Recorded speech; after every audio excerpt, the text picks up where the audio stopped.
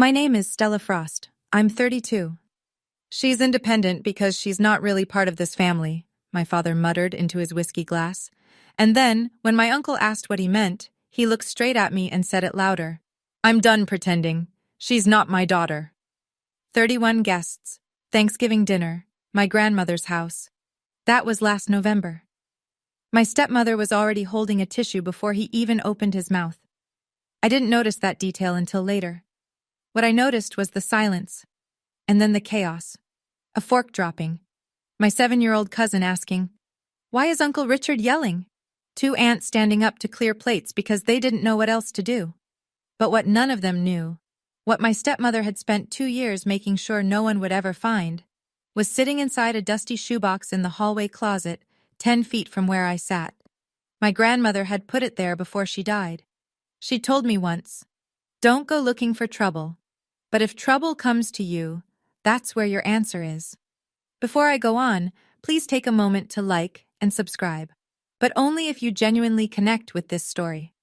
Drop your location and local time in the comments. I'd love to know where you're listening from.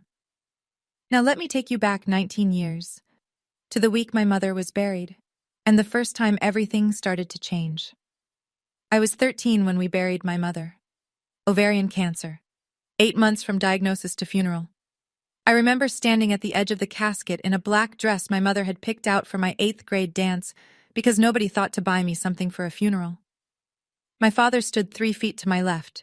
He didn't reach for my hand. He didn't look at me. He stared at the coffin like it owed him something. My grandmother Eleanor was the one who held me. She pressed my head into her wool coat and whispered, "Breathe, sweetheart. Just breathe." Her hands smelled like lavender and cold cream. I held on to her until the cemetery workers told us it was time to leave.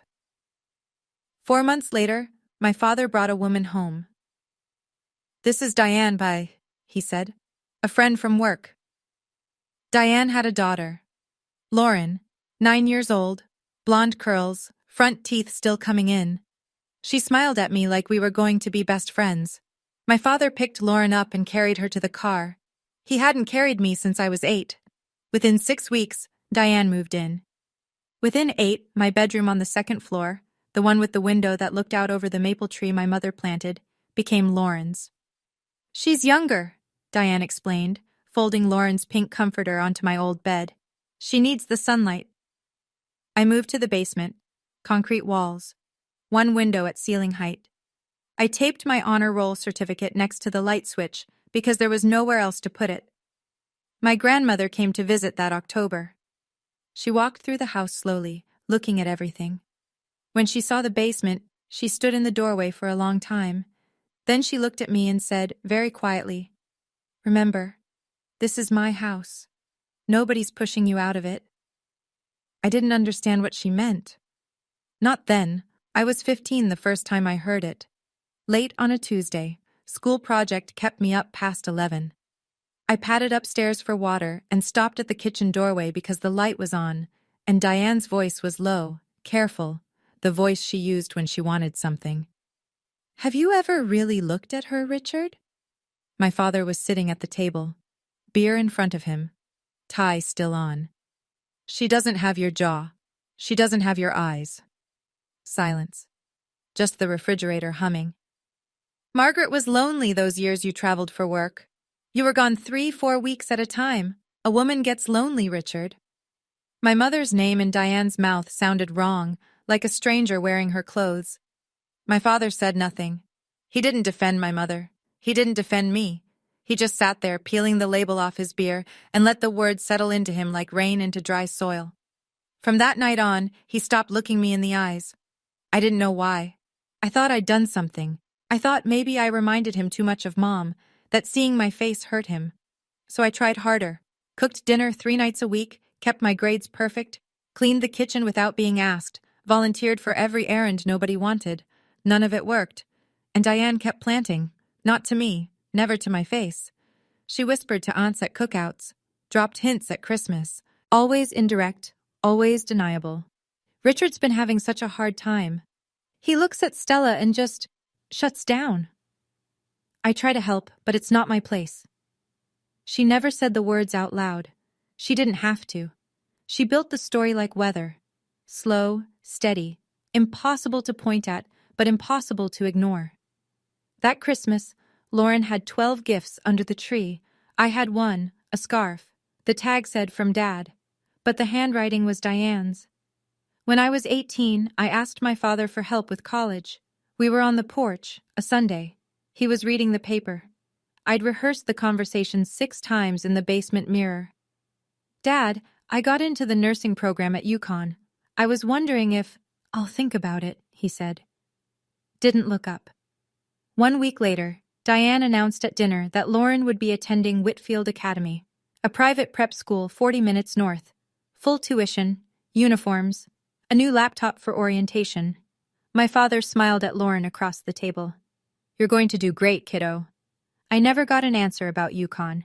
The silence was the answer. I took out federal loans, worked the cafeteria morning shift and the library closing shift, studied in between. 4 years of nursing school, and my father called me 3 times. Each call was the same question. When are you graduating? Not because he wanted to attend, because Diane wanted to know when I'd be fully out of the house. Graduation day, May 2015.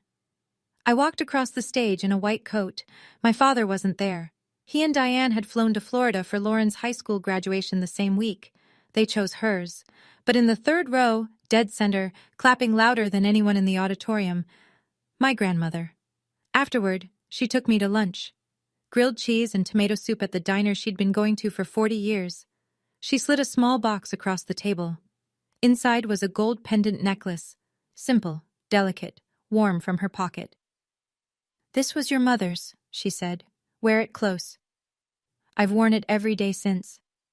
I didn't know then that there was a tiny folded note hidden inside the pendant's locket clasp. I wouldn't learn about that for another 4 years, when my grandmother sat me down and told me the truth about everything.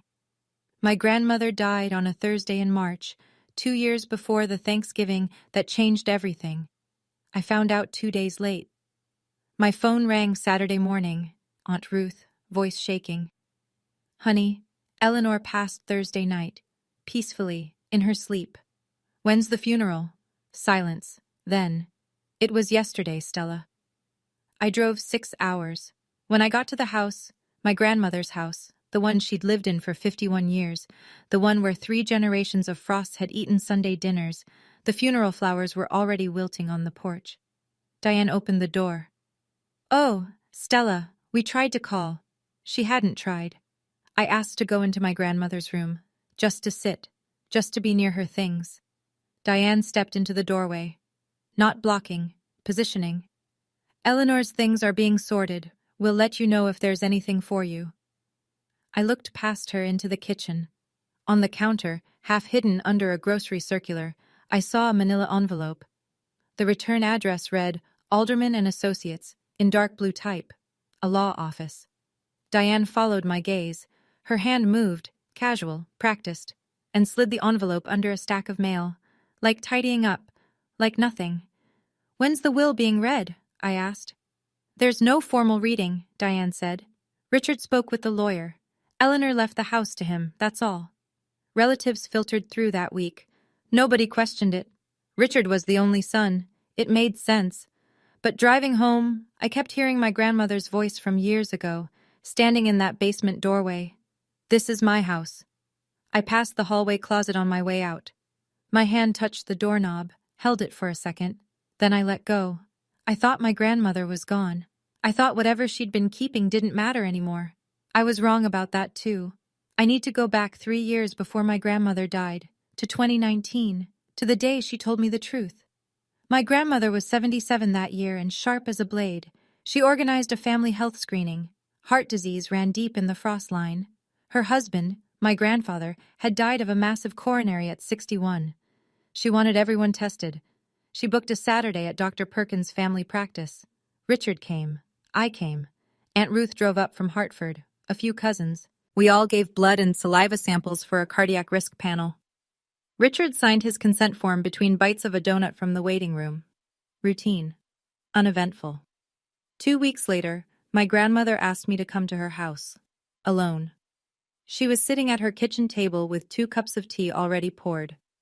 She looked at me the way she always did. Like she could see every version of me, 13 and 27 and 40, all at once. "I've heard what Diane's been telling your father," she said. "About your mother. About you." My stomach dropped. "It's not true, Stella. None of it. Your mother was faithful. She was good. And I have proof." She told me she'd asked Hartford Genomics to run a paternity test from the health screening samples, mine and Richard's. I had given my sample willingly, and she'd requested the additional test with my knowledge now, sitting right here, asking for my consent. "Do it," I said. I didn't hesitate. 3 weeks later, the result came back. Probability of paternity, 99.998%. My grandmother sealed the result in an envelope with a letter she'd already written. She put both inside a blue shoebox, along with a photocopy of a document I didn't fully understand yet. She told me where she was hiding it, behind her old shoes in the hallway closet. "Don't go looking for trouble," she said, "but if trouble comes to you, that's where your answer is." She wanted to confront Diane herself. She had a plan, but she wanted to wait for the right time. "If we go to them now, Diane will spin it. She'll make your father choose, and right now, he'll choose her." My grandmother died before the right time came, and I kept my promise. I didn't open the box. I prayed I'd never have to. 3 weeks before last Thanksgiving, my phone buzzed with a text from Lauren. That alone was strange. Lauren and I weren't close. We weren't enemies either, just two people who'd lived parallel lives in the same house without ever really knowing each other. She texted me maybe twice a year. Birthday, Christmas. That was it. "Dad wants everyone there this year. Big dinner. He said to make sure you come." I read it 3 times. Something about the phrasing, "make sure you come," sat wrong. It sounded less like an invitation and more like a summons. I called Aunt Ruth that evening. "I got a strange text from Lauren," I said, "about Thanksgiving." Ruth was quiet for a moment, then, "I've been hearing things, Stella. Diane's been in Richard's ear more than usual, about you, about the house." "What about the house?" "A friend of mine, Gail, the realtor over on Birch Street, told me Diane called her last week, asked her to come do a walkthrough, evaluation." My stomach went cold. "She's trying to sell it." "She's trying something," Ruth said. I sat on my apartment floor and stared at the wall. The pieces started clicking together. Diane wanted the house sold. But if my grandmother's codicil mentioned me, and I was starting to believe it did, then Diane needed me out of the picture first. Not legally, emotionally. She needed me so humiliated, so broken, that I'd never come back to claim anything.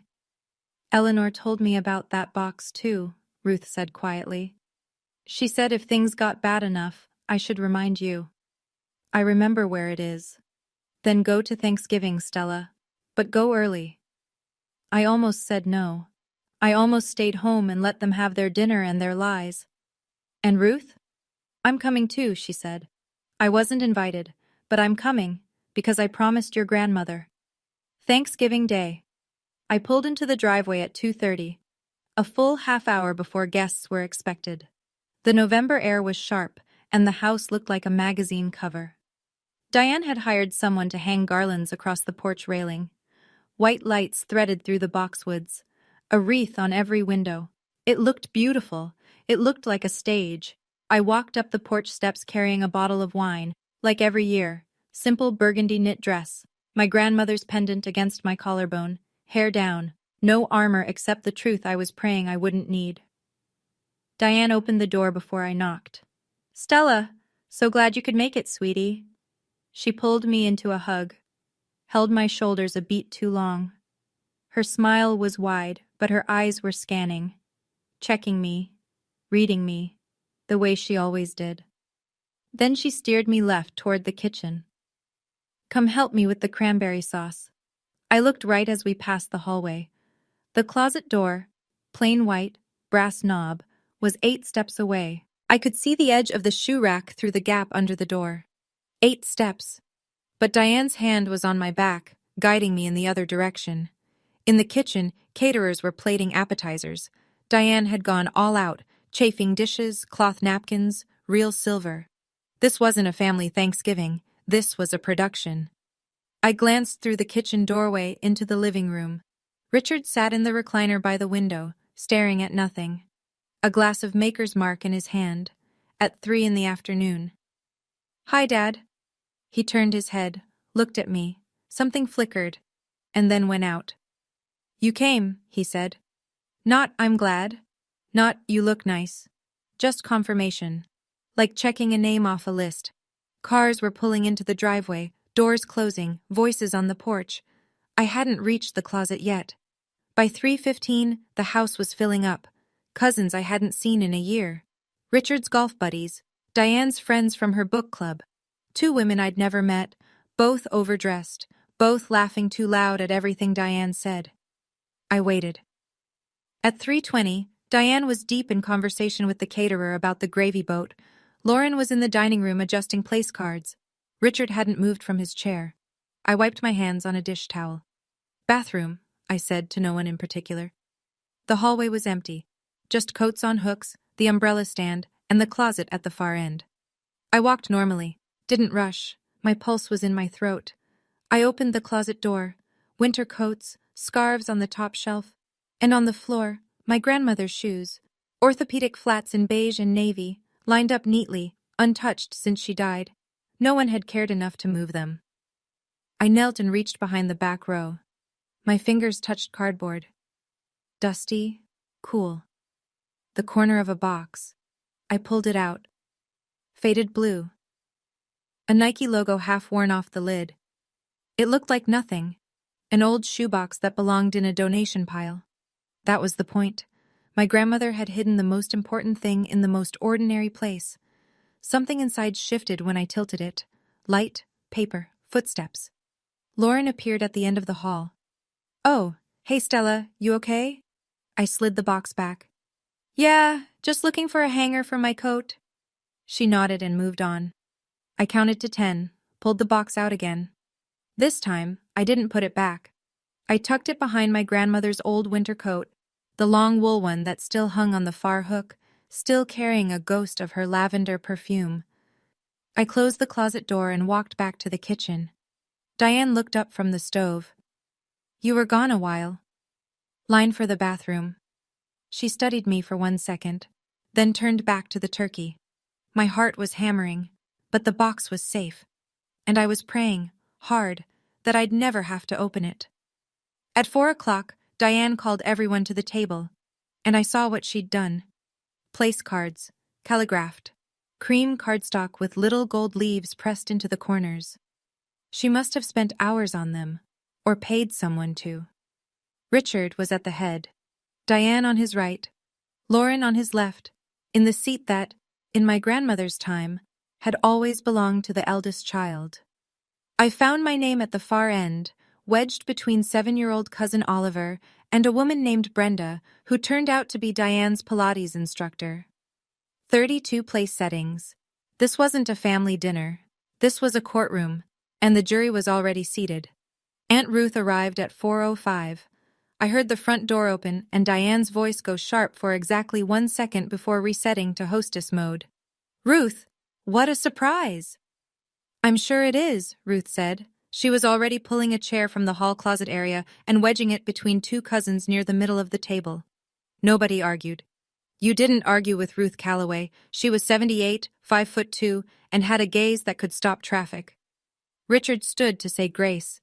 He cleared his throat and gripped the back of his chair. "This house has been in our family for 3 generations. Mom would have wanted us all here." He paused. His eyes moved down the table, passed over me, and kept going. "Everyone who belongs here."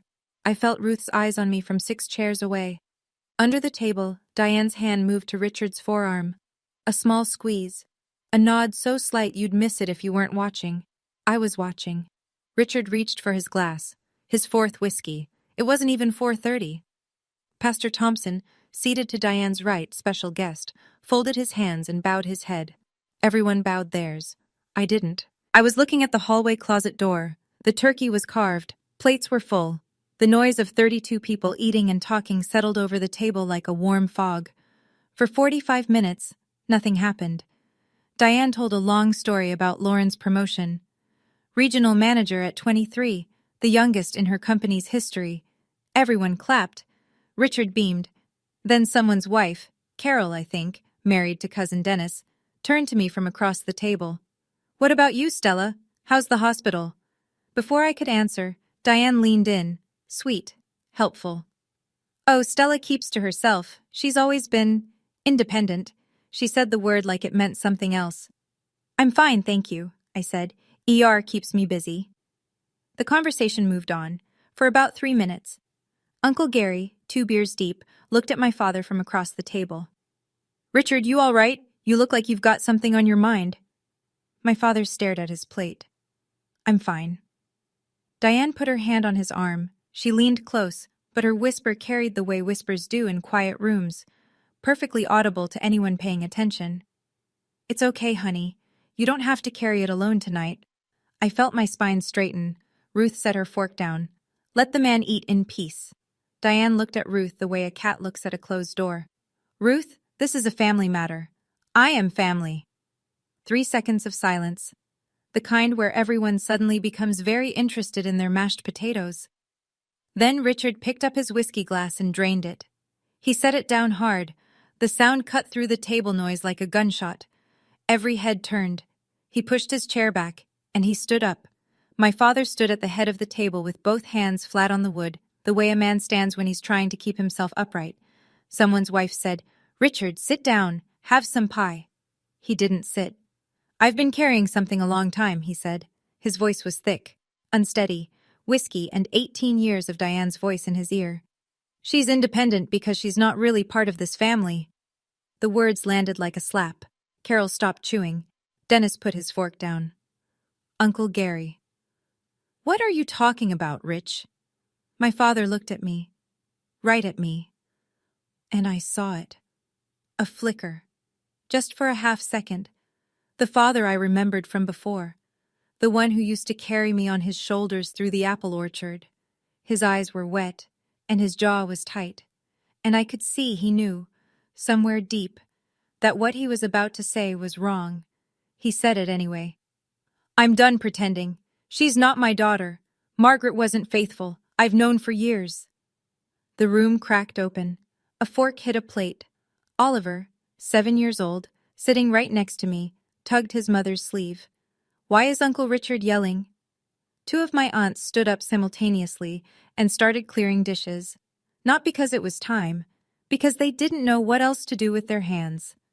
Someone near the end of the table, I didn't see who, slid a phone out and held it low under the table, recording or texting. I didn't know which. Uncle Gary pushed back from the table and walked out to the porch without a word. Diane pressed a tissue to her eye, and I realized, looking back, putting the pieces together, she'd had that tissue in her hand before my father even stood up. She'd been holding it the entire time. I sat frozen. 10 seconds, 15, the longest silence of my life. My hands trembled in my lap. My eyes burned.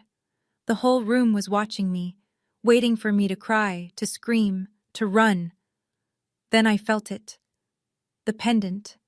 My grandmother's necklace, warm against my chest.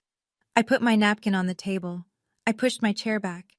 The legs scraped against the hardwood, and in the silence, it sounded like a door opening. I stood up. My voice came out quieter than I expected. Steadier, too.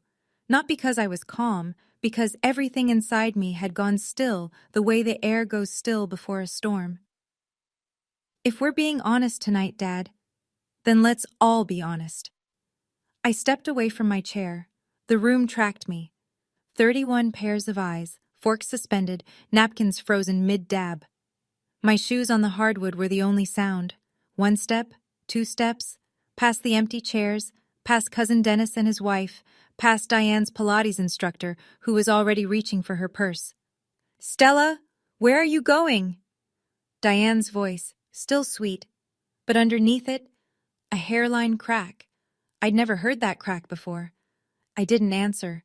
The hallway closet was 10 steps away. I reached it in 8. I opened the door, and the smell of my grandmother hit me. Lavender and wool and the faint cedar of old shoe trees. I reached behind her winter coat. My fingers closed around the box. Dusty, light, ordinary. I held it against my chest and turned back toward the dining room. 31 faces, candlelight. The turkey half carved in the center of the table like some absurd centerpiece for the worst night of my life. Diane was standing now. What is that? No sweetness left. Her voice had gone flat, hard, and her eyes, fixed on the blue shoebox, went wide. She recognized it. I could see it. 2 years she'd spent searching this house after my grandmother died. Every drawer, every shelf, every closet. She'd found nothing because she'd been looking for something important, and my grandmother had hidden it inside something ordinary. Ruth spoke from her chair, voice low and even, the way she'd spoken to misbehaving students for 40 years. Diane, sit down. Diane didn't sit, but she didn't move forward either. I set the box on the table, between the cranberry sauce and the candles. I lifted the lid. On top, folded once, sealed in a clear plastic sleeve, a letter. My grandmother's handwriting. Shaky, unmistakable. Diane moved fast, not toward the box, toward the audience. She turned to the room with both palms up, tears already streaming. The performance was instant, seamless, like she'd rehearsed it in a mirror. This is exactly what I told Richard. She came here with a plan. Her voice climbed. She has been jealous of Lauren since day one. She can't stand that this family moved on without her. She pressed the tissue to her throat, a gesture of delicacy, of suffering. I have given 18 years to this family. 18 years. And this is what I get? A few people shifted in their seats. Brenda, the Pilates friend, nodded sympathetically. But most of the table was looking at the box, not at Diane. Maybe we should all just... one of my aunts started. I am calm, Diane snapped. The mask slipped for exactly 1 second. Then she caught it, softened her face, pressed the tissue back to her eye. Richard, still standing, his hand on the back of his chair like it was the only thing keeping him vertical. Stella, sit down. Don't make this worse. I looked at him, my father, the man who carried me through apple orchards, the man who let a stranger erase my mother from his memory. I'm not making anything worse, Dad. I'm not the one who started this tonight. Diane pointed at me. You see, she always turns everything into... Diane, hush. Ruth's voice cut through the room like a bell, not loud, just final. Let her talk. Oliver's mother scooped him up and carried him toward the living room. 2 of Diane's friends exchanged a glance. The room was shrinking, not in size, but in patience. I slid the letter out of its plastic sleeve, unfolded it. My grandmother's handwriting blurred for a second because my eyes were wet, and I blinked hard until it steadied. I began to read. Dear Stella. My voice cracked on her name. I swallowed, started again. Dear Stella. If you're reading this, it means things have gotten bad enough. I'm sorry I couldn't fix this while I was alive. I tried. But Diane is patient, and your father is weak. A sound came from the other end of the table. Someone, I think it was Aunt Carol, inhaled sharply. Your mother Margaret loved your father until the day she closed her eyes. She was faithful. She was good.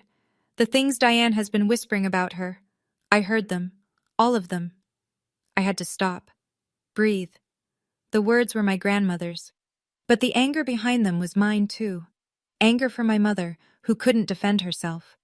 Who had been dead for 19 years and was still being called a liar by a woman who'd never met her.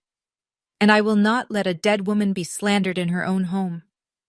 Marcus, my cousin, leaned back in his chair and covered his mouth with his hand. In this box, I left what I could gather. Not for revenge, Stella. For the truth. Because the truth is the only thing that can't be taken from you. I set the letter down. My hands were trembling. The room was so quiet I could hear the candles flicker. Richard's voice, thin. Mom was confused at the end. She didn't know what she was... Ruth cut him off without raising her voice. Eleanor was sharper at 80 than most people in this room, Richard. Including you. Diane, arms crossed. An old woman's ramblings. This proves nothing. Ruth looked at me, steady, certain, the same way my grandmother used to look at me. There's more in that box, Stella. Keep going. I reached into the box and pulled out the second envelope. It was manila, yellowed at the edges. The Hartford Genomics logo was printed in the upper left corner. A double helix in blue ink, slightly faded. My grandmother's handwriting across the front. For the truth. Eleanor, 2019. In 2019, I said, my grandmother organized a family health screening. Heart disease runs in the Frosts. Grandpa died of a coronary at 61. She wanted everyone tested. I looked at my father. Dad, you gave a blood sample. So did I. We all signed consent forms at Dr. Perkins' office. Richard's brow furrowed. He remembered. Grandma asked the lab to run a paternity test from those same samples. She told me. I agreed. I opened the envelope, pulled out a single sheet, held it where the candlelight could catch it. Probability of paternity, I read. 99.998%. The room didn't gasp. That's a movie thing. What actually happened was worse. A slow, rolling silence, like the air being let out of something. Dennis leaned forward to see the paper. Carol's hand went to her chest. Marcus stood up from his chair, took 3 steps toward the window, and stopped, staring at nothing. I am your daughter, Dad. My voice didn't break this time. It was low and even and sadder than I wanted it to be. I have always been your daughter, Diane. That's... anyone can fake. Hartford Genomics, Ruth said from her seat, calm as stone. I drove Eleanor there myself. The lab stores samples. They have records. Call them, Diane. Call them right now. I set the paper on the table, face up, next to the cranberry sauce. This isn't a court document, I said, but it's from a certified lab with stored samples, and if anyone in this room has doubts, Dad, you can walk into any clinic tomorrow and we'll do it again. I'll pay. Nobody spoke. My father was staring at the paper like it was a mirror showing him something he didn't want to see. My father picked up the lab report. His hands shook so badly the paper rattled. He read it again. Then he set it down and looked at Diane. Not the way a husband looks at a wife. The way a man looks at a locked door he's just realized he built himself. You told me? His voice was barely a whisper. You told me she wasn't mine. Diane's chin lifted. Richard, I believed it. Margaret was my wife. The word came out of him like something torn loose. 2 of the aunts froze mid-step in the kitchen doorway, plates in hand. And Stella is my daughter, and in front of everyone, He sat down, not deliberately. His legs just gave. He put his head in his hands. His shoulders shook. I stood 6 feet away, close enough to touch him. Every instinct I'd built over 18 years, be good, be patient, go to him, make it easier, pulled at me like a current. My feet wanted to move. My arms wanted to reach out. I didn't move. For the first time in my life, I chose myself first. Lauren's chair scraped back. She stood without looking at anyone, walked to the front door, and disappeared onto the porch. The door clicked shut behind her. Diane was still standing, still performing. But the audience had turned. Richard, she's manipulating. Stop. One word. My father said it without lifting his head from his hands. One word aimed at the woman he'd chosen over me for 18 years. But sitting in that dining room, watching him crumble, I didn't feel victory. I felt the weight of all the years that word came too late. 18 years too late for one syllable. The candles flickered, the turkey sat untouched, and I still had one more thing in the box. I reached into the box one final time. The last item was a photocopied document, 4 pages, stapled at the corner, with my grandmother's handwriting in the margin. Original, at Alderman and Associates. This is a copy, I said. The original is with my grandmother's lawyer, but this is what she wanted everyone to know. I read the relevant section aloud. My voice was steady now, not because I wasn't shaking inside, because my grandmother's words deserved to be heard clearly. I, Eleanor Marie Frost, being of sound mind, hereby amend my last will and testament with the following codicil. I leave the family residence at 14 Maple Hill Road to my granddaughter, Stella Margaret Frost, in full and unconditional ownership. Someone whispered, "Oh my God." I didn't see who. The codicil states the reason, I continued. My son Richard has been unduly influenced in his decisions regarding his firstborn. I leave the family home to Stella to ensure she always has a place. Diane went white. Not red. White. The color left her face like water draining from a sink. That's not valid, she said. Richard told me Eleanor left everything to him. Ruth spoke, still seated, still calm. Because you hid the letters from the law office, Diane. Mr. Alderman sent 2 notification letters to this house. Neither one was answered. She paused. He told me himself. The room turned to Diane the way a weather vane turns in a shifting wind, not all at once but inevitably. Richard raised his head. His eyes were swollen. His voice was raw. You hid my mother's will? Diane grabbed her purse from the back of her chair. Her mouth opened, then closed. For the first time in 18 years, Diane Frost had nothing to say. Ruth's voice followed her to the door. You can leave, Diane, but the truth stays. Diane stopped in the doorway, purse clutched to her chest like a shield. She turned around one last time. I expected venom. What I got was something almost worse, a plea dressed up as indignation. You're all making a mistake. I gave the best years of my life to this family.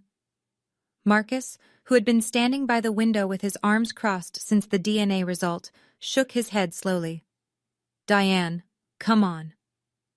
3 words, but the tiredness in his voice, the disappointment, carried more weight than any speech.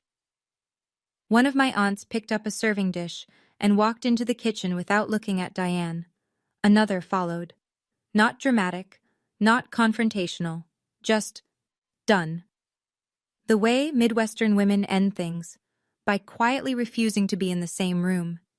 Diane looked at Richard. Are you coming? He was still in his chair, still holding the lab report. He didn't look up. I need a minute. Richard, he said nothing. Diane left. Her heels clicked down the front steps. A car door slammed. The engine turned over. Gravel crunched as she backed out of the driveway. And then it was quiet. 30 people in a dining room, candles burning low, food going cold. Nobody knew what to do next because there's no etiquette book for this, no chapter titled, What to Serve After Your Stepmother's Lies Collapse at the Dinner Table. Pastor Thompson folded his napkin neatly. I think the family could use some space, he said, and a few of Diane's friends and the golf buddies murmured agreement, collecting coats, saying soft goodbyes. I stepped out onto the porch for air, and that's where I found Lauren. She was sitting on the top step, elbows on her knees, staring at the driveway where her mother's taillights had just disappeared. She wasn't crying for Diane, I could tell. She was crying for the thing underneath, the realization that the life she'd been living, the family she thought she had been built on a foundation her mother had been pouring poison into for 18 years, and the foundation had just cracked. By 7 o'clock the house was nearly empty. A few relatives lingered in the kitchen, wrapping leftovers in foil, speaking in low voices. Ruth washed dishes at the sink like it was any other Thursday. Steady hands, warm water, no wasted movement.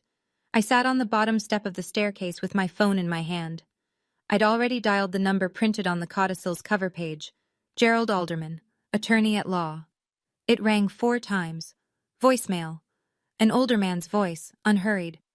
You've reached the office of Gerald Alderman. We are closed for the holiday. Please leave a message and we will return your call on the next business day. I pressed the phone to my ear and tried to keep my voice even. Mr. Alderman, this is Stella Frost, Eleanor Frost's granddaughter. I found the box. I need to speak with you. Please call me back. I hung up, stared at the screen. Nothing. The confirmation would have to wait. Richard was still at the dining table, alone now. The place settings had been cleared around him, but he hadn't moved. He looked like a man sitting in the ruins of something he'd helped demolish. I walked past him toward the stairs. Stopped. I'm staying here tonight, Dad. In Grandma's room. We'll figure out the rest later. He looked up. His eyes were bloodshot and old. Older than 58. Stella, Not tonight, Dad. I gripped the banister. Not tonight. I climbed the stairs to my grandmother's room, opened the door. Lavender. The quilt she'd had since 1987. On the bedside table, a framed photo of my mother, young and laughing in the backyard garden. Diane had stripped every other photo of Margaret from this house, but she'd never entered this room. I lay on my grandmother's bed, held the empty blue shoebox against my chest. It had done its job.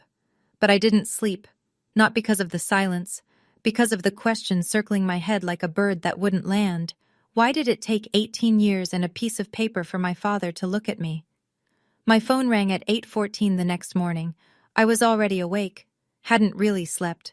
The room was cold and gray, the way New England mornings are in late November. I picked up on the second ring. "Ms. Frost? This is Gerald Alderman. I received your message."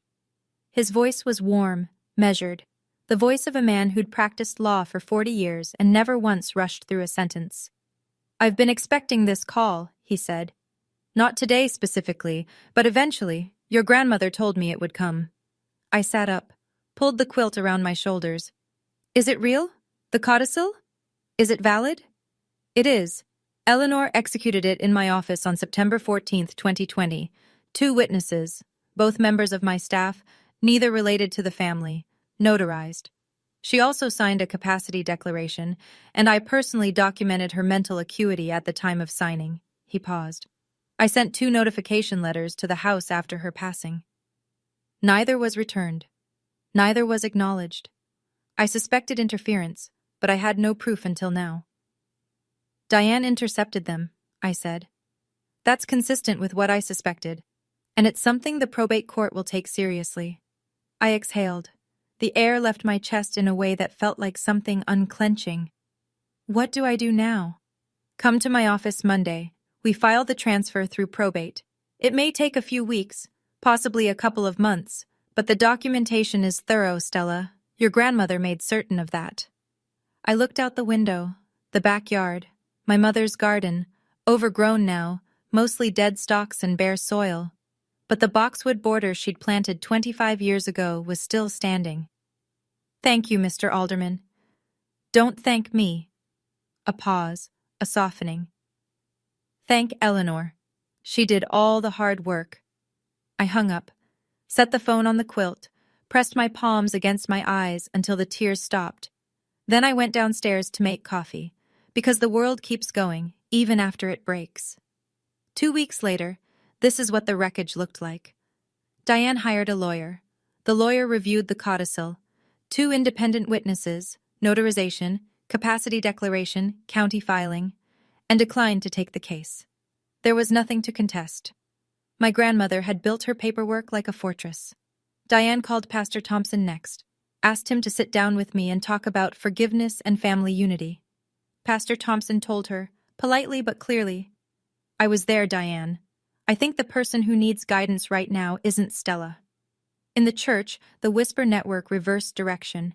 For 18 years, Diane had been the devoted second wife, the woman who saved Richard from his grief. Suddenly, people were remembering things, small moments, offhand comments, that looked different in the new light. She always did talk over Stella at potlucks. Remember when she forgot to invite Stella to the Christmas pageant? The same community that had nodded along to Diane's version for nearly 2 decades was now quietly, uncomfortably rewriting the story. My phone filled with messages. "Marcus, your grandma would be so proud." "Aunt Carol, I'm sorry I didn't see it sooner." A few people stayed silent. I didn't blame them. It takes time to admit you were fooled. Alderman called with one more piece of information. The intercepted notification letters. Diane's refusal to respond to legal correspondence regarding the estate could be reported to the probate court. The court could sanction her, potentially bar her from any involvement in future estate proceedings. I chose not to pursue it. I wanted the house and the truth. That was enough. Then the pastor called me, privately, and he told me something I never expected to hear. 3 years ago, he said, your grandmother came to see me. She asked my opinion on writing a codicil, whether it was the right thing to do. What did you tell her? I told her to follow her conscience. And she sat in the chair you're probably sitting in right now and said, my granddaughter will need armor one day. This is the best I can forge. I pressed the phone against my forehead and cried for the first time since Thanksgiving. Lauren called on a Sunday, 3 weeks after Thanksgiving. I was at the kitchen table in my apartment, grading whether I could afford to take unpaid time off for the probate process, when her name appeared on my phone. I almost let it go to voicemail. Then I picked up. Hey, Lauren. Hey. Her voice was small, younger than 23. Do you have a minute? I do. 4 seconds of silence. I let them pass. I think I knew something was wrong. She said it slowly, like she was laying each word down on a surface and checking whether it would hold her weight. I just didn't want to look at it. I closed my laptop, gave her the silence she needed. I saw how Mom treated you. I saw Dad stop looking at you. And I just kept taking the good parts for myself, the room, the tuition, the seat at the table. Her breath hitched. I told myself it wasn't my problem, that it was between you and Dad. But that's not true, is it? No, I said. It's not. More silence. A sniffle. Mom keeps calling me. She says you stole the house, that Grandma Eleanor was senile, that you manipulated everyone. What do you think? The longest pause of the call. Then, very quietly, I think Grandma Eleanor was the only honest person in that house. I didn't rush to comfort her. I didn't pile on either. She was 23, and the story she'd lived inside, the one where her mother was the hero and I was the difficult outsider, had collapsed. That kind of reckoning doesn't need advice. It needs space. I appreciate you saying that, Lauren. That took something. I don't know what happens now. I'm not going to tell you what to do about your mom. That's your road. But if you ever want to talk, just you and me, no sides, I'll pick up. Okay. Okay. We hung up. It was the shortest and most honest conversation we'd ever had. My father asked to meet at a coffee shop. Neutral ground. I agreed. He was already there when I arrived. Corner booth, untouched Americano, both hands wrapped around the mug like he was trying to warm himself from the inside. He looked 10 years older than he had at Thanksgiving. I went through old photos last night, he said, before I even sat down. You have my mother's eyes. You have Margaret's smile. He swallowed. How did I let myself forget that? I took off my coat, hung it on the hook, sat down across from him. You didn't forget, Dad. You chose to believe someone else. He flinched. Not dramatically, just a small contraction around the eyes, like sunlight hitting a wound. She started 6 months after the wedding, he said. Diane. She told me she'd found old messages in Margaret's phone. Said she didn't want to hurt me, but she thought I deserved to know. He stared into his coffee. Margaret was gone. She couldn't tell me it wasn't true. There it was. The cruelest part of Diane's entire strategy. She'd attacked someone who couldn't fight back. You could have done a DNA test any time in 18 years, Dad. $100, 3 days. I was afraid. You weren't afraid the answer would prove her right. I kept my voice level. I owed him that. You were afraid it would prove her wrong, because then you'd have to face what you did to me. The coffee shop hummed around us. A blender, a laugh, normal life, carrying on. I'm sorry, Stella. I'm not ready to forgive you yet, Dad. Maybe someday. But not because you say sorry today, because you actually change. He nodded. He didn't argue. That was something. The house is mine now. Grandma made sure of it. I'm not selling it. I'm not kicking you out. I zipped my coat.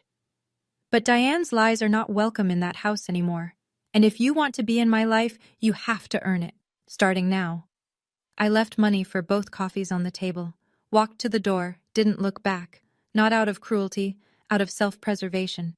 Because if I'd turned around and seen him crying, I might have sat back down and started the whole cycle again. And I was done with that cycle. 1 month after Thanksgiving, the probate paperwork was moving. Alderman said everything was straightforward. A few more weeks, maybe 2 months, and the title transfer would be final. In the meantime, I'd started coming to the house on weekends, not to claim it, to remember it.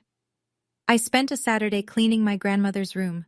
In the closet, I found 3 shoeboxes, the ordinary kind, not the blue one, filled with photographs. Stella at 2, on Richard's shoulders at the county fair, Margaret in the garden, dirt on her knees, laughing at whoever was behind the camera, Eleanor holding me on graduation day, her face split into the widest grin I'd ever seen on her. I carried the photos downstairs.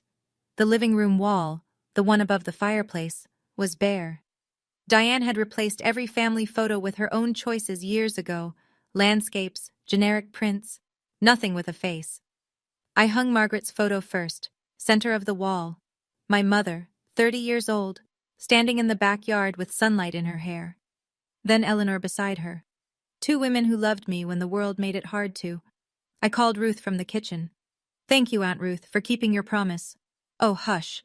Her voice cracked anyway. She'd be so proud, sweetheart. You didn't just stand up for yourself. You stood up for Margaret, too.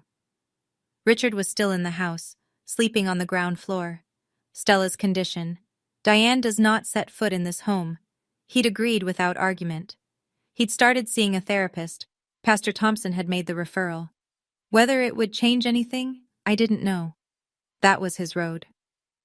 I sat on the porch that evening. December cold. Hot tea. The same porch where my grandmother had sat for 51 years. In her nightstand drawer I'd found one last piece of paper. Not a legal document. Not evidence. Just a note in her handwriting. Stella, the house is just wood and walls. You are the home. Love, Grandma. I folded it up and put it in my wallet, behind my driver's license, where I could feel it every time I reached for something ordinary. I didn't win that night. There's no winning when your father calls you a stranger in front of your whole family. But I stopped losing. I stopped letting silence be mistaken for acceptance. I stopped letting someone else's lies define who I am. I stopped setting myself on fire to keep their house warm, and it turned out the house was mine all along. If you're listening to this and you recognize something, the favoritism, the whispers, the feeling of being erased inside your own family, I want you to know you're not crazy. It's real, and you don't have to earn the love you were owed from birth. My grandmother taught me that. Not with a lecture, not with a confrontation, with a blue shoebox hidden behind her old shoes, with a letter that defended my dead mother's honor, with the truth she was brave enough to save when I was too young to save it myself. Here's what I've learned, now that the dust has settled and I can see clearly. Time is not forgiveness. Forgiveness requires change. And boundaries aren't walls. They're doors with locks. You decide who gets the key. I still love my father. I'm learning whether I can forgive him. Some days I think yes. Some days I sit on my grandmother's porch and I'm 13 again, standing at a grave, and forgiveness feels like a foreign language. But I'm never again going to beg someone to love me back. This is my house now. 3 generations of Frost women held on to it. My grandmother, my mother, and now me. And for the first time in 18 years, I belong somewhere. If Stella's story reminded you of someone, or of yourself, drop a comment. I set my boundary. And if you think someone needs to hear this tonight, share it with them. There's another story waiting for you in the description, about a mother who showed up at her daughter's wedding with the truth nobody expected. I'll see you there. My name is Paige Eisner. I'm 34 years old. Stop being dramatic. Brooke's engagement party has 50 guests waiting, my mother said over the phone while I was hemorrhaging alone in an ER at 11 p.m. That was the last time I spoke to either of my parents. 8 years ago. I lost my baby that night, and I lost my family the same night. Not because of the miscarriage, but because of a choice they made. A choice I still can't unhear. What I didn't know was that someone in that family never actually left.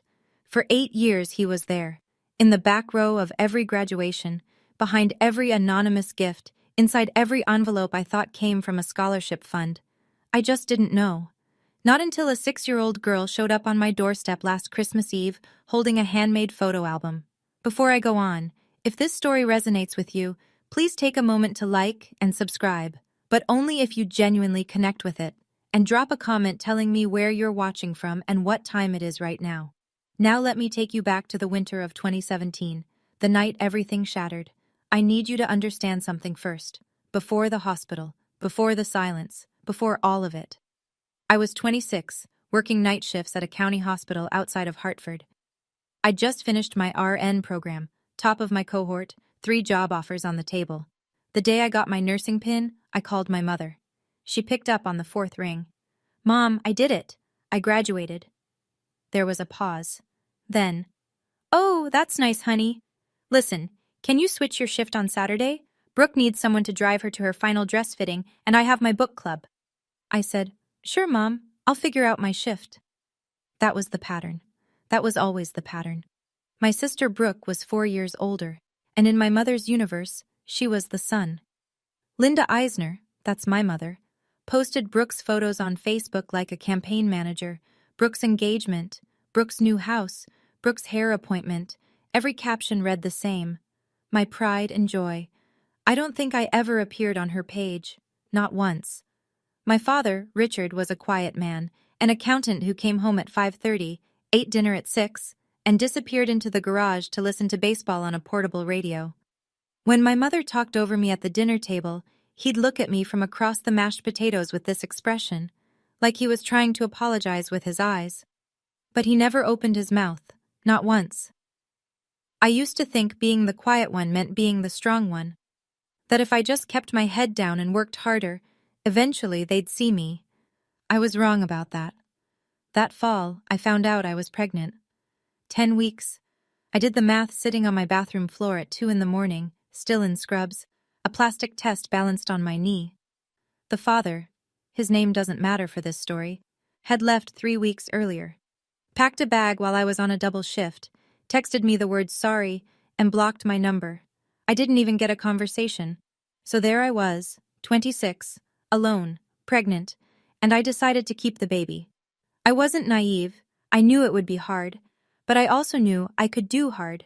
I'd been doing hard my entire life. The first person I called was my mother. Mom, I need to tell you something. I'm pregnant. Silence. Not the warm kind. The calculating kind. Are you sure this is the right time? Brooke's wedding is in 3 months, and I don't want anything overshadowing it. I held the phone away from my face, stared at the ceiling. I understand, I said. My mother didn't ask how far along I was, didn't ask how I was feeling, didn't ask about the father. She asked about Brooke's wedding timeline, and then she hung up. The only person who called me back that week was my Aunt Helen, my father's younger sister. She lived 2 towns over. She wasn't loud or dramatic. She just said, Paige, honey, congratulations, I mean that. You're going to be a wonderful mother. I cried for 20 minutes after we hung up. I should have known then. The signs were all there, who showed up and who didn't. But I kept hoping. I kept waiting for my mother to call back and say something different. She never did. 14 weeks in it happened. I was home after a 10-hour shift, heating soup on the stove. Then, a knife of pain, low and sharp, doubling me over the counter. I grabbed my keys, drove myself to the ER, and by the time I stumbled through the sliding doors, there was blood soaking through my scrub pants. Ruptured ectopic pregnancy. Emergency surgery. That's what the doctor told me in a voice that was calm, the way doctors are calm when the situation is not calm at all.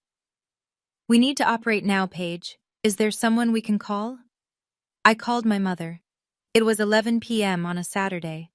I could hear music in the background, laughter, glasses clinking. Mom, I'm in the ER. They're taking me to surgery. I'm scared. Can you come? She sighed. Actually sighed. Paige, I can't just leave. There are 50 people here. You'll be fine. The doctors know what they're doing. Don't be dramatic. Then I heard it. In the background. My sister's voice. Sharp, annoyed. Who is it? Tell her we're busy. My mother lowered her voice, like she was shielding the party from the inconvenience of me. I'll call you tomorrow, okay? Get some rest. She hung up. I went into surgery alone. A nurse whose name I'll never forget, Karen, a woman I barely knew, held my hand while they put me under. She said, You're not alone, sweetheart. I'm right here. A stranger said the words my mother wouldn't. I woke up in recovery. The baby was gone. The room was empty. No flowers, no family, no one sitting in the chair by the window. Not that night, not the next day, not ever. 3 days later, I was still in the hospital when my phone rang. It was Linda. She didn't ask how the surgery went, didn't ask if I was recovering. Her first sentence, the very first thing she said, was this. I hope you're not going to use this to guilt trip anyone. The party went beautifully, by the way. I held the phone against my ear and let the words settle. Paige, are you there? I'm here, I said. And that was the last thing I said to my mother for 8 years. I hung up. Changed my phone number that afternoon. The hospital had a social worker who helped me. Deactivated my Facebook, filed the transfer paperwork to a community clinic 4 hours south, in a town where nobody knew my last name. Within 2 weeks, I was gone. My mother called my old number. Nothing. She called Aunt Helen and screamed, "Your niece is being selfish. She's punishing me for one phone call." One phone call. That's what she reduced it to. One phone call. While her daughter hemorrhaged on a gurney and lost a child and woke up to a ceiling she didn't recognize and a silence that swallowed her whole. I didn't leave to punish anyone. I need you to understand that. I left because staying would have killed me. Not my body, but everything inside me that still wanted to believe I mattered to them. And if I stayed, I would have spent the rest of my life reaching for a hand that was never going to reach back. So I stopped reaching. And that should have been the end of the story. Except someone in my family didn't accept the ending. 2 years after I disappeared, a letter arrived. Not email, not a text, an actual letter, handwritten on lavender stationery, from Aunt Helen. She'd tracked down my new address through a mutual friend at the hospital where I used to work. I almost threw it away. I was done with the Eisner family and everything it contained. But I knew Helen. She was the only one who'd called to say congratulations.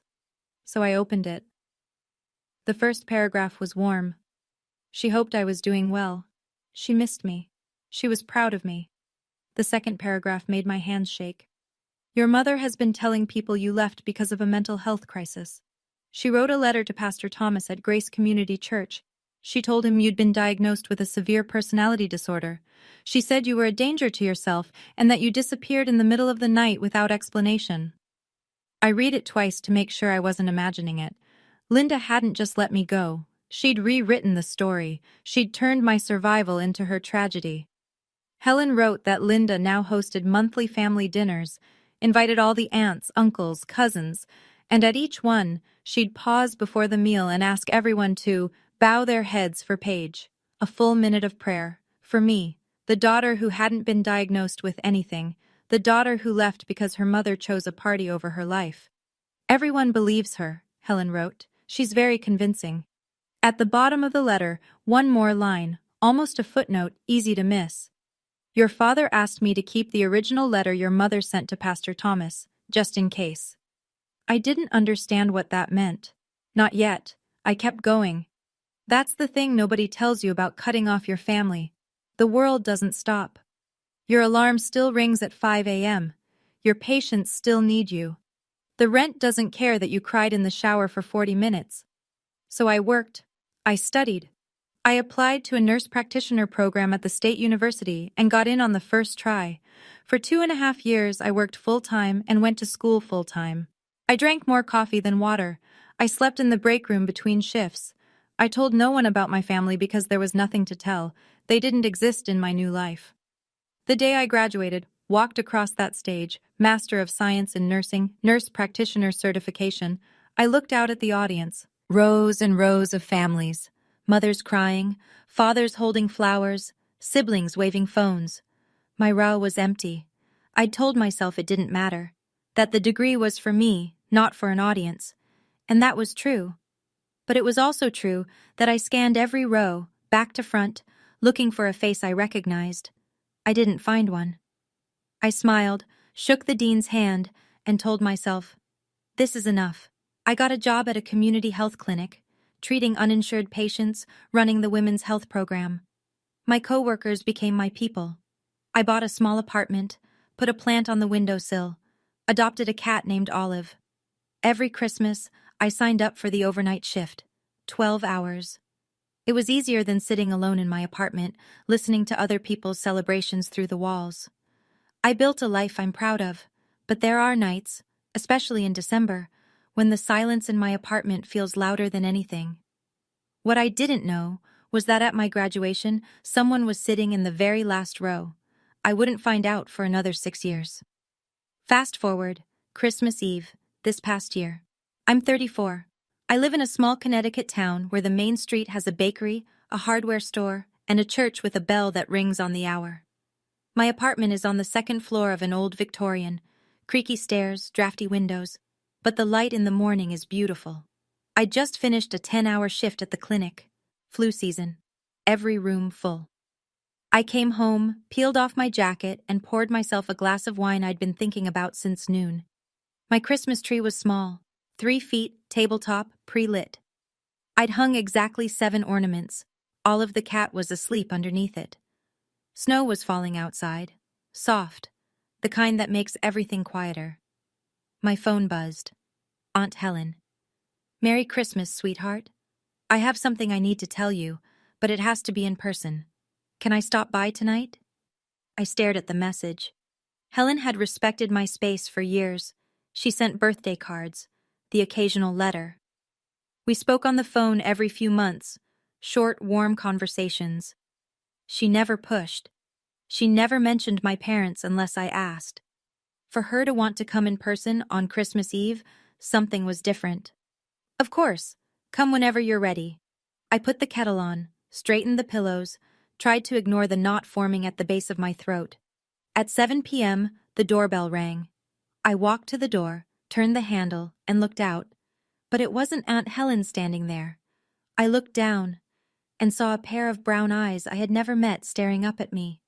A little girl, maybe 5 or 6, dark blonde hair tangled from the wind, holding a book pressed against her chest like it was the most important thing in the world. The girl looked up at me. Snow dusted her eyelashes. "Are you Aunt Paige?" I couldn't move.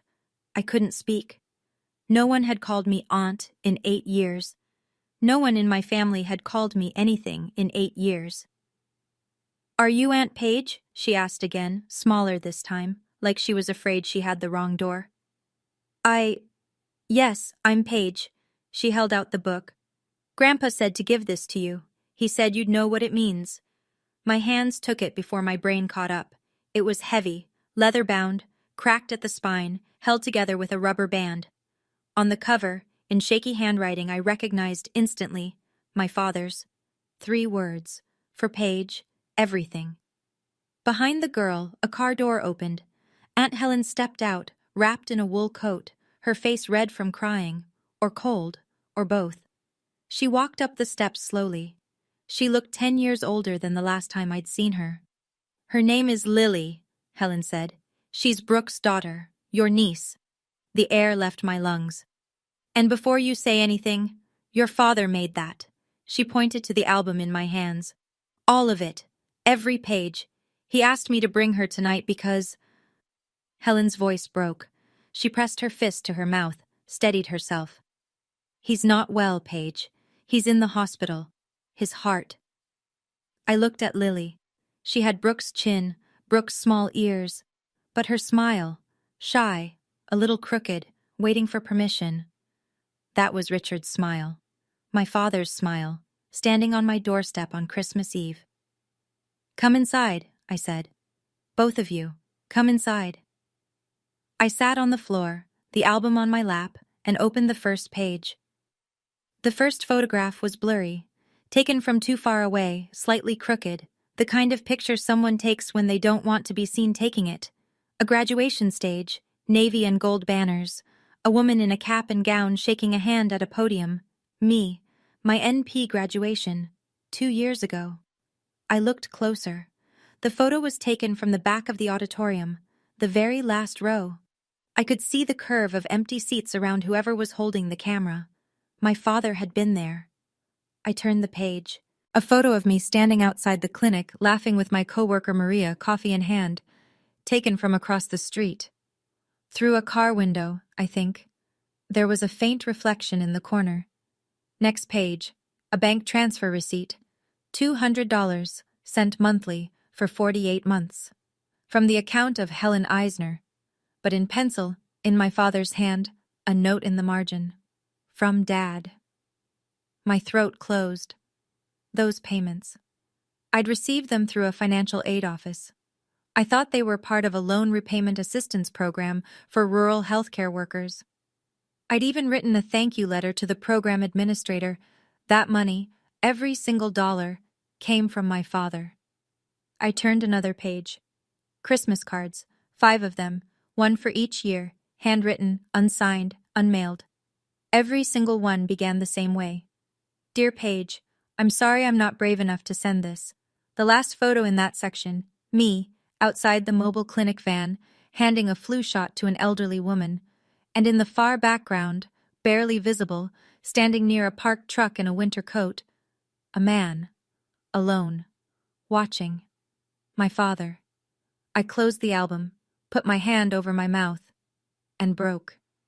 Helen sat across from me on the floor. Lily had fallen asleep on the couch, curled around a throw pillow like a question mark. "Why?" I said. My voice didn't sound like mine. "Why didn't he just call me?" Helen looked at her hands. "Your mother controls everything, the bank accounts, the car, the house title." "He could have called. She checks his phone every night, every message." "He could have left. She told him if he contacted you, she'd make sure Brooke cut off access to Lily. He lives for that little girl, Paige. She's the only piece of his life that still has light in it." I wiped my face with my sleeve. "So he chose silence." Helen leaned forward. "He chose the only rebellion he could.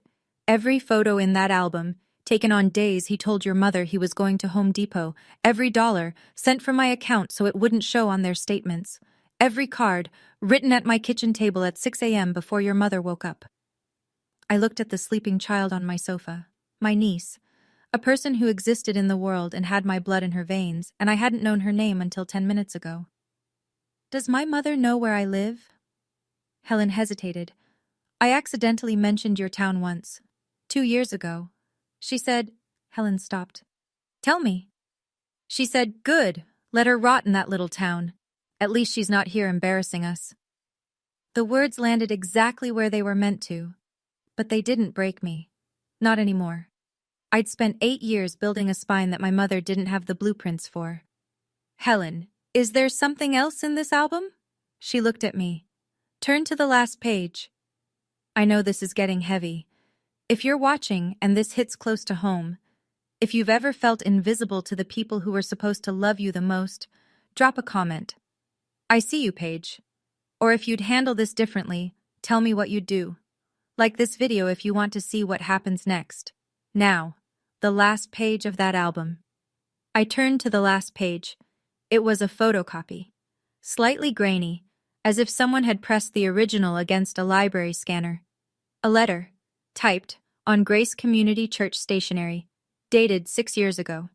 I recognized my mother's phrasing before I finished the first line. Nobody else talked like that. The careful, manicured sentences designed to sound concerned while burying a knife. "Dear Pastor Thomas, I am writing to you with a heavy heart about my youngest daughter, Paige. As you may know, she left our family suddenly and without explanation. What I haven't shared publicly is that Paige has been diagnosed with a severe personality disorder. She has become a danger to herself and has refused all treatment. We are devastated." I read it twice, 3 times. None of it was true. Not one word. I had never been diagnosed with anything. I had never refused treatment for anything. I left because my mother told me to stop being dramatic while I was losing my baby. And she had put it in writing, sent it to a pastor, let it circulate through a congregation of people who knew my name. How did Dad get this? My voice was flat.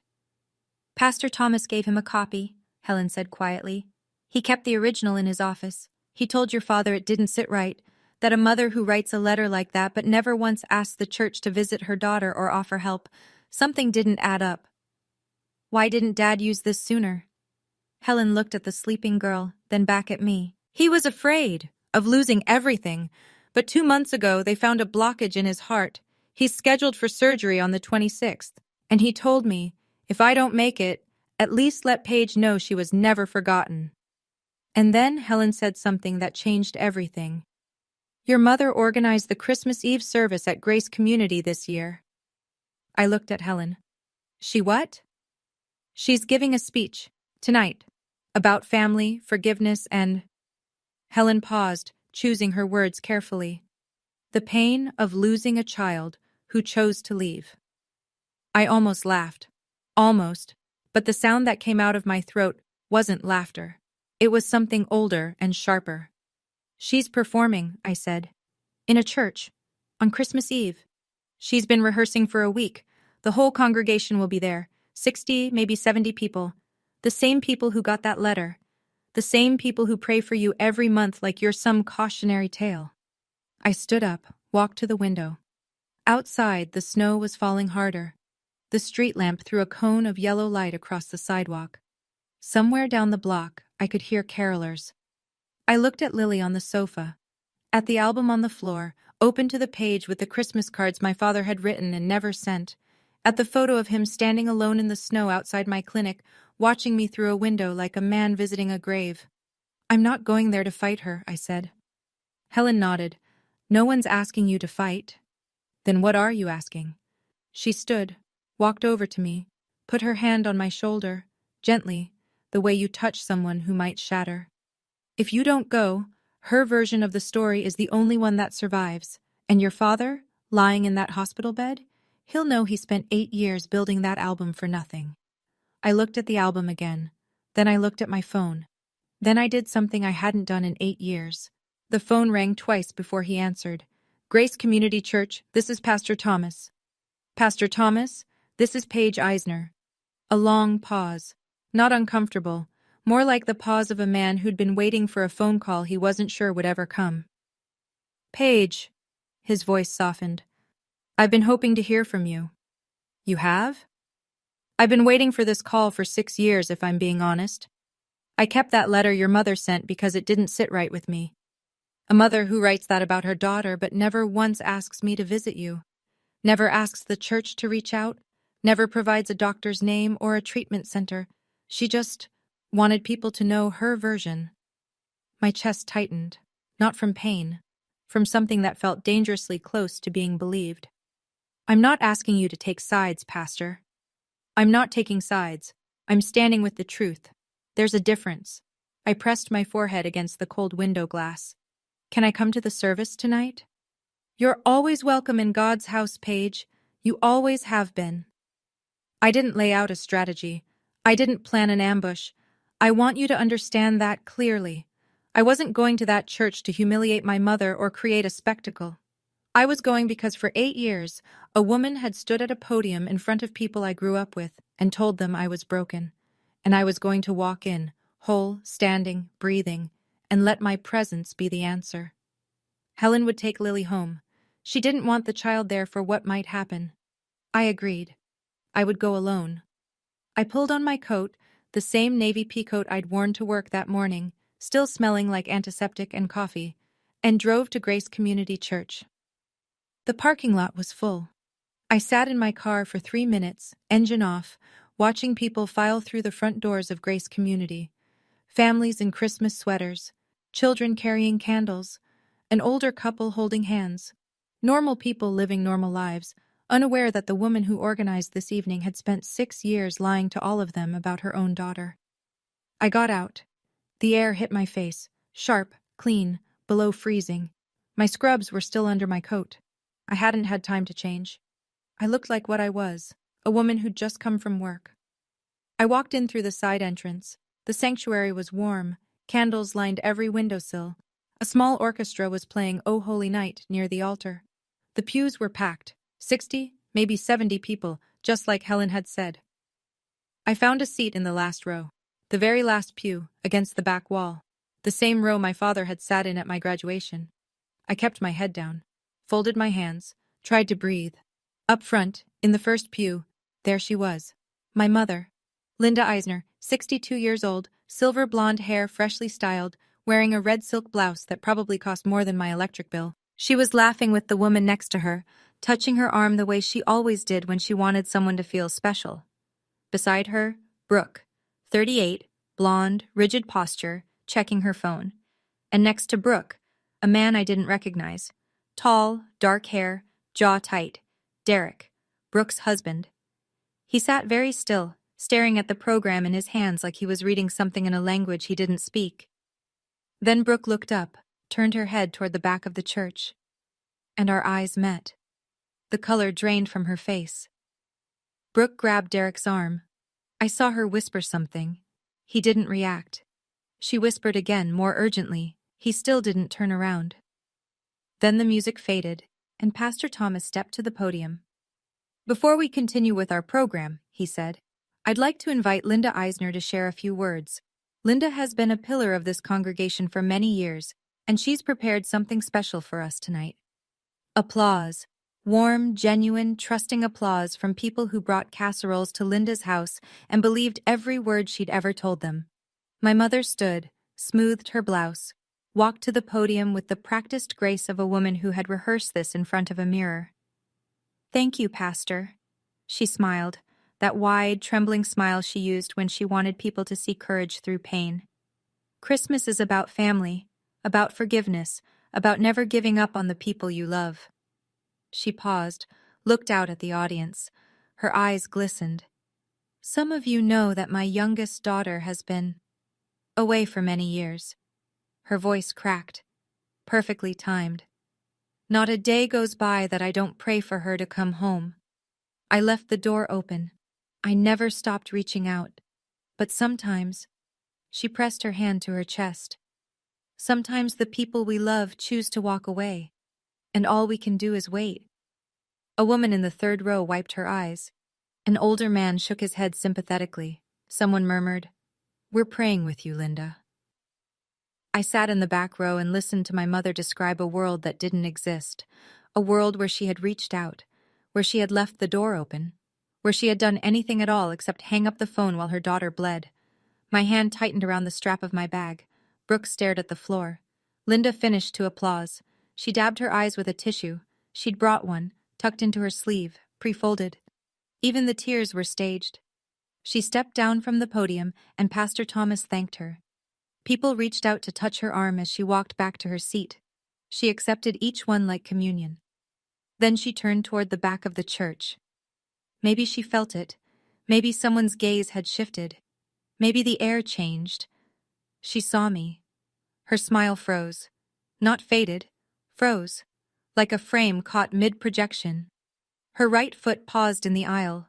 Her hand, still raised from accepting someone's sympathy, hung in the air. 3 seconds. That's how long it lasted. 3 seconds of my mother's real face, the one beneath the performance. Then the mask slid back on. "Oh my God!" Her voice carried across the sanctuary. She pressed both hands to her mouth. "Paige, is that you?" She began walking toward me, arms opening wide, tears already flowing. "My baby came home. On Christmas Eve, my baby came home." People gasped. A few clapped. An elderly woman clasped her hands together like she was witnessing a miracle. Linda moved down the aisle with her arms wide open, sobbing, performing the reunion she'd rehearsed for an audience she'd already primed. I stood up. I didn't step forward. I didn't step back. "Hello, Mom." She reached me, wrapped her arms around me, pulled me tight. I didn't hug her back. My arms stayed at my sides.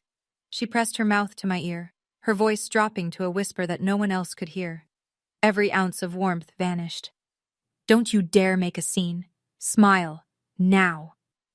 She said it like a command. The same voice she'd used my entire life. But this time, I didn't obey. I stepped back. One step, just enough to break her grip. "I didn't come here for a reunion, Mom." My voice wasn't loud. It wasn't angry. It was the voice I use when I'm telling a patient something they don't want to hear. Steady, clear, kind enough to be decent, firm enough to be unmistakable. Linda's eyes flickered. She glanced sideways at the congregation, calculated, then smiled wider. "Paige, sweetheart, we can talk about this at home, not here. You chose here to tell your story. I think here is fair." Someone in the third row shifted in their seat. The murmuring started, low, uncertain, like the first drops of rain before a storm you're not sure is coming. Linda turned toward Brooke, a quick, sharp look, the kind that said, "Handle this." Brooke stood, walked toward us with the careful posture of a woman who'd learned from the master. "Paige, this isn't the time or place. Mom has been devastated." "Has she?" I said. "Or has she been rehearsing?" Brooke blinked, opened her mouth, closed it. The murmuring grew louder, heads turned.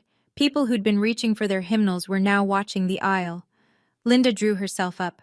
Her chin lifted. Her voice rose, not to a shout, but to the precise volume needed to reach every ear in the room. "See? This is what I was talking about. She comes here to attack me, in God's house, on Christmas Eve." She looked at the congregation, palms open, eyes wide. the wronged mother, the eternal victim. You all saw. I opened my arms to her. A few people nodded, but not all of them. Some were watching me now, watching and waiting. That's when I reached into my bag. Okay, pause. I need to ask you something. What would you do right now? Would you walk away and let Linda keep her story forever? Or would you stay and let the truth speak? Comment, walk away, or stay.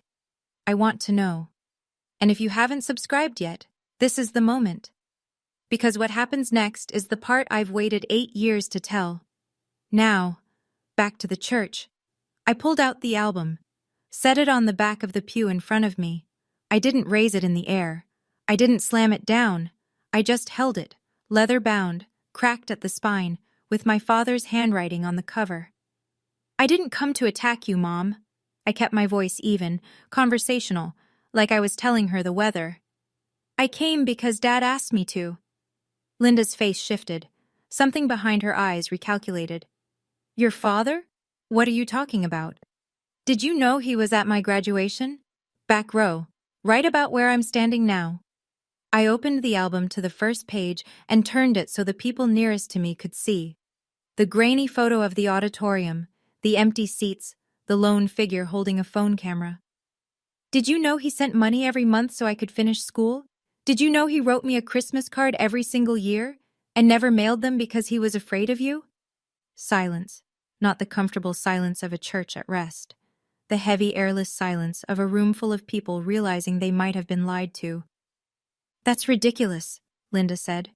Her voice was still controlled, but her jaw was tight. Your father agrees with me completely. He always has. Dad is in the hospital right now. Heart surgery on the 26th. I closed the album gently. He made this album, every photo, every receipt, every unsent card, because he didn't know if he'd get another chance to tell me the truth. A murmur rippled through the pews. The woman who had wiped her tears during Linda's speech was now staring at my mother with an entirely different expression. Nobody was clapping anymore. I opened the album to the last page, held it steady. This is a letter you wrote, Mom, 6 years ago, to Pastor Thomas. Linda went pale, not pink, not flushed, white. The kind of white that starts at the lips and spreads outward. I read it aloud. I didn't shout. I read it the way I read lab results to patients, clearly, without drama, because the facts don't need volume. You told Pastor Thomas I'd been diagnosed with a severe personality disorder. You said I was a danger to myself. You said I left in the middle of the night without explanation. I lowered the album, looked at her. None of that is true. I left because you told me to stop being dramatic while I was losing my baby in an emergency room, and then you hung up. 60 people heard it. The gasp was not dramatic. It was small and scattered. The sound of a dozen people inhaling at once, a sound like wind catching a door. An older woman in the 4th row pressed her hand to her mouth. A man near the aisle shook his head slowly. Pastor Thomas stood. He didn't rush. He walked to the center of the aisle with the measured calm of a man who had been carrying a weight for 6 years and was finally allowed to set it down. I can confirm I received that letter, he said. I kept the original because something about it didn't feel right to me. I have it in my office. Linda spun toward him. Thomas, how dare you? I'm not taking anyone's side, Linda. I'm confirming a fact. Brooke shot to her feet. Paige, you're being manipulative. Mom was just trying to protect our family. And then a voice no one expected spoke from the 1st row. Derek. Sit down, Brooke. Every head turned. Derek stood slowly. He was tall, and in that small church he seemed to take up the entire aisle. His hands were at his sides. His voice was steady, but there was a tremor in it. The kind that comes not from weakness, but from a man saying something he's held inside for too long. I need to say something I've known for 2 years. Brooke's face collapsed. Derek, don't. He didn't look at her. He looked at me. Brooke told me during an argument. She said she heard your phone call that night, the night you were in the ER. She heard you ask your mother to come. He paused, swallowed. And she told Linda not to go. She said, don't go. The guests are about to arrive. The church went so quiet I could hear the candles hissing on their wicks. I have a daughter, Derek continued. Lily, She's 6 years old, and I think about what kind of world I'm teaching her to live in if I keep this quiet. Brooke grabbed his arm. Derek, shut up! No! Linda stepped forward, her voice cracking open now, the mask fully slipping. This is slander. You're all attacking me. Mom! I said it the way you'd say it to stop a child from running into traffic. Not angry, just clear. I didn't come here to attack you. I came here because for 8 years, you told everyone I was broken. I paused, let the silence hold. I'm standing here, in front of everyone, so they can see for themselves that I'm not. No one spoke. Not Linda, not Brooke, not a single person in that church. My mother's lip trembled, and I watched her reach for the only weapon she had left.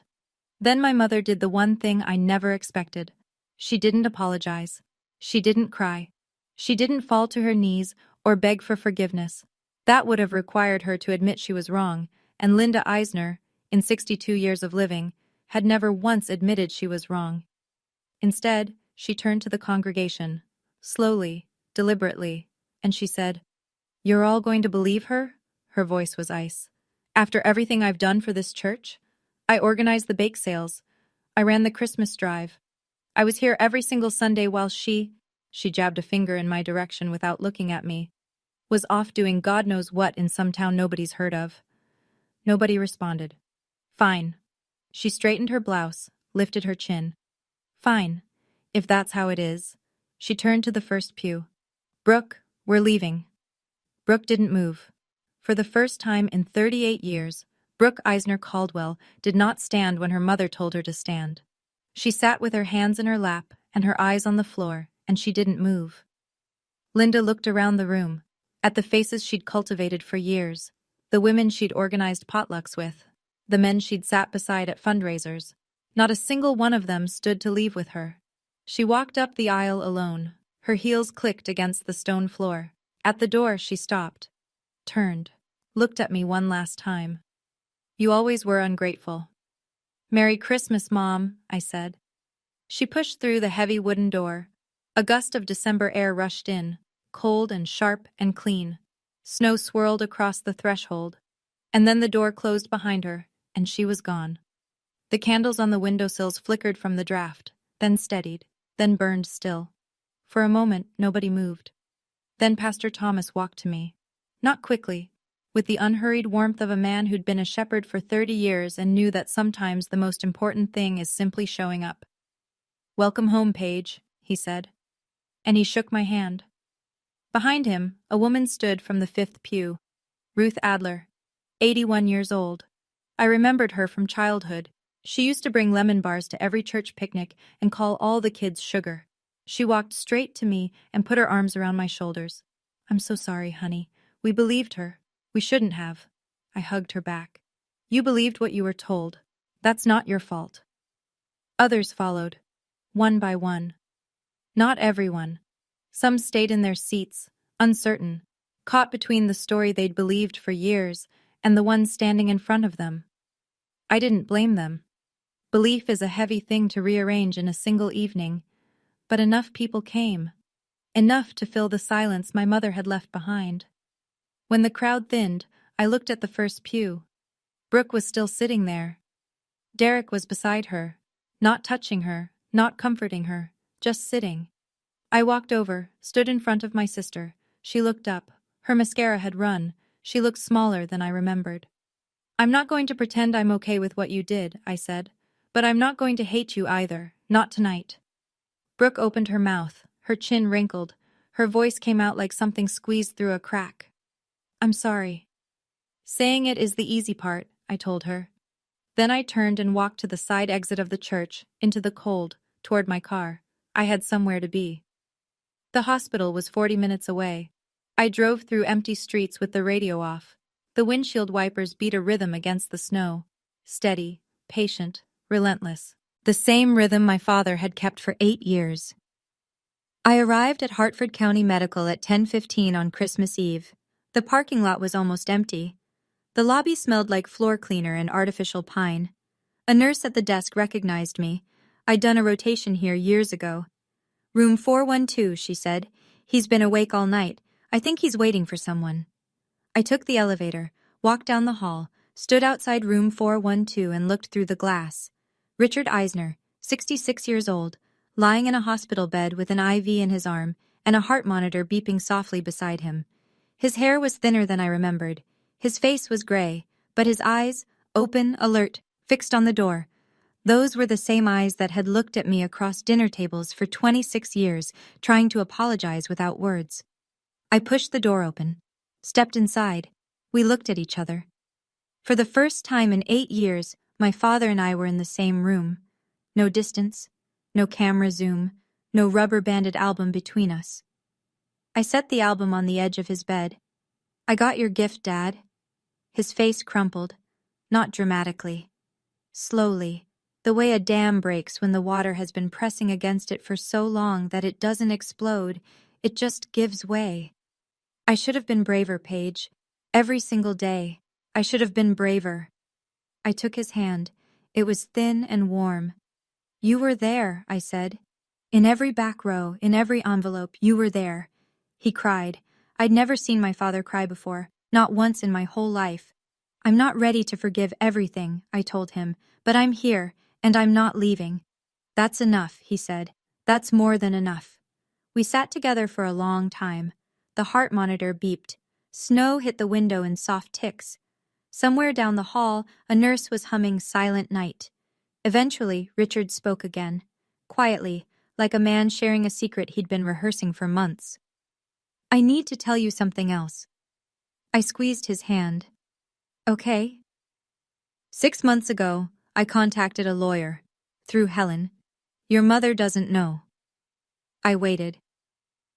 "I filed for legal separation last month. My half of our assets, the savings, my pension, the investments, I've set up a trust, for you and for Lily." I stared at him. "Dad, it's not about the money. It's about her not being able to hold it over anyone anymore. Not me, not Helen, not that little girl." He looked at the ceiling. "Your Aunt Helen is my power of attorney if anything happens during the surgery. She'll handle everything." I didn't know what to say. This quiet man, this man who had spent 40 years nodding silently at the dinner table while his wife controlled the thermostat, the budget, the guest list, the narrative, had spent 6 months dismantling the cage from the inside. "Dad, that's huge," he almost smiled. "It's 8 years overdue." I didn't celebrate. This wasn't a victory. It was a 66-year-old man lying in a hospital bed the night before heart surgery, finally choosing to stop being afraid. There was grief in it. There was loss in it. There was the wreckage of a 40-year marriage that had been held together not by love, but by control. "That's not revenge, Dad," I said softly. "That's just, finally." He nodded, closed his eyes. His grip on my hand loosened, not letting go, just resting. I stayed until he fell asleep. The week after Christmas, things moved quickly. I don't say this with satisfaction. I'm telling you what happened because you deserve to know that actions have consequences, even when you've spent decades believing you're immune to them. The church board met on December 28th. Ruth Adler, the same woman who had hugged me in the aisle, sat on that board. So did 3 other people who had been in the sanctuary on Christmas Eve. They didn't vote to expel Linda. They didn't ban her. They simply, quietly, and unanimously asked her to step back from her organizational responsibilities for the foreseeable future. Ruth told Helen, "We think it's best for everyone." Linda called every aunt, uncle, and cousin in the Eisner family. She had a new script ready. Paige ambushed me in front of the whole church. She planned it to humiliate me. But this time, the script didn't land the way it used to. Helen had already sent photos of the album pages to the extended family. Richard's handwritten cards, the bank receipts, the photocopy of the letter. For the first time in 8 years, Linda's version of the story had competition. Not everyone believed me. I want to be honest about that. Some family members still sided with Linda. Habit is a powerful thing, but enough of them called Helen with the same question. Is this true? Did she really write that letter? The answer was always the same. Yes, and the original was in a pastor's office. Derek texted me on New Year's Day. Short, direct. Give her time. But I want Lily to know her aunt. I read it twice, then typed back. I'd like that. Linda was alone in the house on Maple Drive. No one locked her out. No one needed to. The doors were open. The rooms were just empty. December 26th, 6:30 a.m. I sat in the surgical waiting room at Hartford County Medical with a paper cup of coffee I hadn't touched.